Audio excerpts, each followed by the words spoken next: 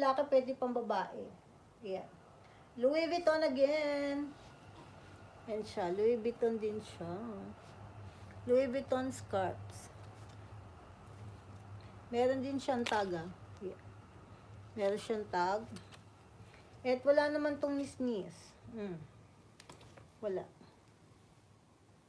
Ayan siya.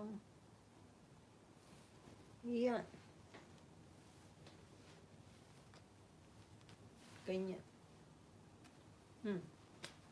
Kulay black. Siya.